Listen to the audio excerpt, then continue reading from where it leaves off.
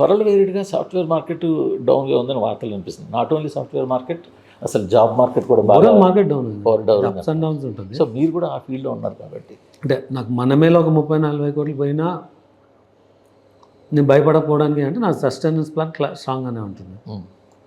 So market conditions వేరండి. అంటే market condition ప్రకారం వీళ్ళు అడ్జస్ట్. ఒక్కోసారి మార్కెట్ టైట్ అయినప్పుడు ఇట్స్ ఆపర్చునిటీ.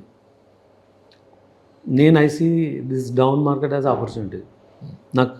నాకు కావాల్సిన ప్రాసెస్ ఇంప్లిమెంట్ చేయడం ఈజీ అవుతుంది. మీరు ఇందాక నాకు ఒక సినిమా అందరు తీసుకుంది మీరు ఎందుకు తీసుకున్నారు అని, దాన్ని నేను ప్రాఫిటబుల్గా చేయాలంటే ఇలాంటి మార్కెటే కావాలి నాకు. అంటే ఇప్పుడు మార్కెట్ పరిస్థితి మీకు అనుకూలంగా ఉందంటారు? 100% అనుకూలంగా ఉంది. ఓకే. నేను 3-4 ఇయర్స్లో చేయగలిగిన పని ఇప్పుడు 1 ఇయర్లో చేయగలను. కానీ యూజువల్గా కార్పొరేట్ కంపెనీ అన్నప్పుడు కానీ లేదా ఇండివిజువల్ ఫ్యామిలీ ఓరియంట్ బిజినెస్ కానీ దేనికి దానికి చూసుకుంటారు. కానీ ఇందులో లాస్ వచ్చింది అది దాంట్లో కవర్ అయిందని అలాగా ఖర్చు పెడితే వెళ్ళరు కదా.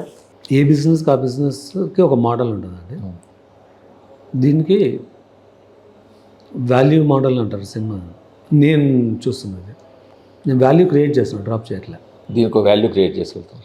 డెఫినెట్గా out of no blue with no background వచ్చి నేను ఈ సైజ్ ఆఫ్ ప్రొడక్షన్ రన్ చేస్తున్నాను. ఏదో అన్ఎక్స్పెక్టెడ్ మనమే లాస్ తప్పితే వేరే ఎక్కడ అన్ఎక్స్పెక్టెడ్ ఏం లేదు. నాట్ ఓన్లీ మనమే చెప్పాలంటే మీ అవుట్ ఆఫ్ ఇప్పటిదాకా తీసిన ప్రాజెక్టుల్లో 100% సక్సెస్ఫుల్ ప్రాజెక్టుల నెంబరు కొంచెం తక్కువే కదా. అలా ఇప్పుడు మీకు బ్రోలో నేను ఒక 50 నుంచి 100 కోట్లు సంపాదించచ్చు కళ్యాణ్ గారి డేట్స్ ఉంటాయి. దానిలో అనుకున్న విఎఫ్ఎక్స్ చేయకపోవడం వల్ల ఆ ఇంపాక్ట్ని మోడరేట్గా క్రియేట్ చేయగలను. మాకు 3 ఇయర్స్ బ్యాక్ నుంచే తెలుసు ఆ సినిమా ఆయన చేస్తున్నాము. 1.5 ఇయర్ బ్యాక్ నుంచే బ్రో స్టోరీ తెలుసు ఏం చేస్తామని. మేము చాలా చేసిండొచ్చు, చేయలేదు. అలాంటి లెర్నింగ్స్ ఉన్నాయి, అవి ఫ్యూచర్లో ఉండవు. Vishwaprasad more and more ambitious అని అనుకోవచ్చా? More and more practical. నేను నాతో మాట్లాడిన వాళ్ళు నేను మోర్ రియలిస్టిక్ ఉంటాను, లిటిల్ బిట్ ఆప్టిమిస్టిక్ ఉంటాను, కానీ ఓవర్ అంబిషియస్గా ఇప్పుడు ఉన్నాను. ఎందుకంటే మీరు సినిమా ఇండస్ట్రీకి సంబంధించిన ఆల్మోస్ట్ ప్రతి వింగ్లోకి ప్రత్యక్షంగానో పరోక్షంగానో ఎంటర్ అయిపోయారు. థియేటర్ బిజినెస్లోకి ఎంటర్ అయ్యారు, అవుట్డోర్ యూనిట్లోకి ఎంటర్ అయ్యారు, స్టూడియోకి ఎంటర్ అయ్యారు, ప్రొడక్షన్కి ఎంటర్ అయ్యారు. సో ఇలాగా ఈచ్ అండ్ ఎవ్రీ దీంట్లోకి ఎంటర్ అవుతుంటారు. సో ఇదంతా దీన్ని ఏమండి అంటే మీ బ్రాడ్ ఐడియా ఏమంటారు అసలు?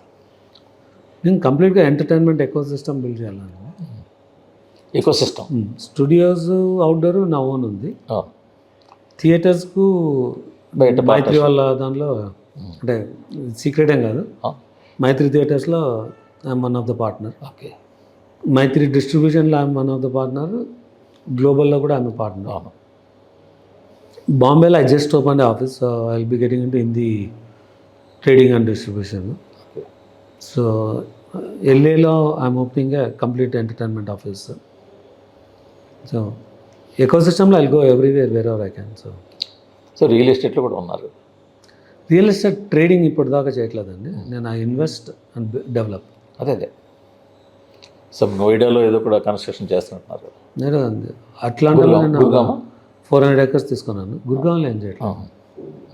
హైదరాబాద్లో నా కొన్ని ఇన్వెస్ట్మెంట్స్ ఉన్నాయి, బెంగళూరులో ఉన్నాయి, నా నేటివ్ ప్లేస్ ఆదన్లో ఉంటుంది. దెన్ యూఎస్లో సియాటల్ సరౌండింగ్లో నాకు బాగానే ఉంటాయి. బట్ ఇప్పుడు రీసెంట్గా నేను అట్లాంటాలో I'm coming with some very large mega projects.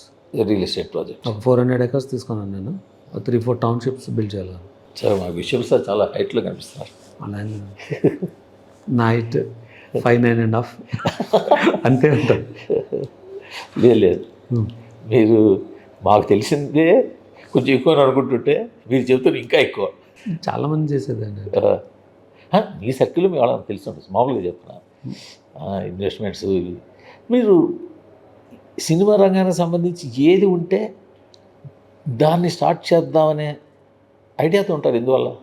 ఇదండి సినిమాకి సంబంధించి చాలా క్రాఫ్ట్స్ ఉంటాయి. ఇప్పుడు అవుట్డోర్ క్రాఫ్ట్ అనుకో, అవుట్డోర్ యూనిట్ దాన్ని మీరు ఓన్గా పెట్టుకున్నారు. స్టూడియో అది కూడా మనం పెట్టుకున్నాం. సో ఇలాగా ఏ డిపార్ట్మెంట్ ఆ డిపార్ట్మెంట్ని మనం హ్యాండిల్ చేద్దాం మన ఓన్గా. సో మీరు నాది ఎకో సిస్టమ్ డెవలప్ చేయాలి. సో ఆ ఎకో సిస్టంలో పార్ట్ అయినా ఇదంతా. ఇప్పుడు outdoor is the first thing I got in to movies. యూఎస్లో నాకు ఒక అవుట్డోర్ యూనిట్ ఉండేది. అవును. బట్ అవుట్డోర్ యూనిట్తో నేను సర్వీస్ చేయను, సినిమాలో షేర్ తీసుకునేవాడిని. ఇప్పుడు మేము వాడే సినిమాల్లో మా ఇంటర్నల్ అవుట్డోర్ ఈజ్ ఓన్లీ 10%, 90% బయట నుంచి వస్తుంది. బట్ నాకు బేస్ లైన్ కంట్రోల్స్ అన్నీ దీనివల్ల వస్తుంది. అదే ఆటోమేటిక్గా ప్రతి సినిమాకి సంబంధించి థియేటర్ సిస్టమ్లో ఎందుకు ఎంటర్ ఇవి అవుతుంది కూడా కానీ ఒక ఫర్ ఎగ్జాంపుల్ ఒక ట్రాన్స్పోర్టింగ్ ఉంది అనుకున్నాం, దాంట్లో కూడా మీరు ఎంటర్ అవ్వాలని చూస్తుంటారు కదా. నాకు అదే మరి అంటే అది బేస్ లైన్ సెట్ చేస్తుందండి. మీకంటూ కొంత కంట్రోల్, మనదంటూ కొంత ఉండాలి. అంటే అది ఏమైనా అర్థమవుతుంది కదా. రేపు పొద్దున్న ఎవరైనా కానీ మీ లెవెల్కి ఇవన్నీ చాలా చిన్న చిన్న విషయాలు కదా. నేను చేయను కదండి, టీం చేస్తారు కదా. నేను టీమే చేస్తారు.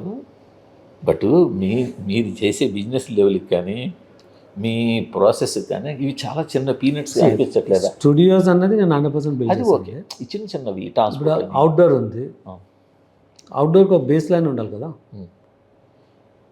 దానికి వాడుతున్నాను. ట్రాన్స్పోర్ట్ ఉంది, నాకు ఒక క్లియర్ బిజినెస్ మోడల్ ఉంది. అదంటే వెహికల్స్ పెట్టుకుంటే దాని నుంచి రెంట్ ఎంత సేవ్ అవుతుంది అన్నది కాదు. అంటే మీకు ఐడియా ఉందో లేదో, electric vehicles, in car software, వాటిలో we are one of the leaders. So నాకు నేను కొన్నవి ఎలక్ట్రిక్ వెహికల్స్, నాట్ రెగ్యులర్ ఇది కాదు. మాకు నేను ఎందుకు అన్నాను దానికి ఒక అంటే వీటన్నిటి బ్యాక్ అండ్ ప్లాన్ ఉంది. ప్రొడక్షన్ మీద ఏమైనా ఎఫెక్ట్ చూపిస్తుందా? అంటే కాస్ట్ కంట్రోల్ జరుగుతుందా? ప్రొడక్షన్ కాస్ట్కి దీనికి సంబంధం లేదు. జరగదా? అంటే కొన్ని ప్రొడక్షన్ స్మూత్గా జరగడానికి ఏమైనా హెల్ప్ చేస్తుందా? అసలు చేయదు. మరి వాట్ ఈస్ ద పర్పస్ ఇవన్నీ దేనికోసం? హ్యావ్ మై ఓన్ పర్పస్ అని చెప్తున్నాను కదా. ఎలక్ట్రిక్ కార్స్ వెహికల్స్ కొనడంలో ఐ హ్యావ్ ఎ ప్లాన్. అదే సార్, ఇండస్ట్రీ పరంగా I'm setting a base line. ఒక వెహికల్ డైలీ 10,000 కావాలన్నా 4,000 కావాలన్నా అనేది 4,000కి ఇది ఎగ్జాంపుల్.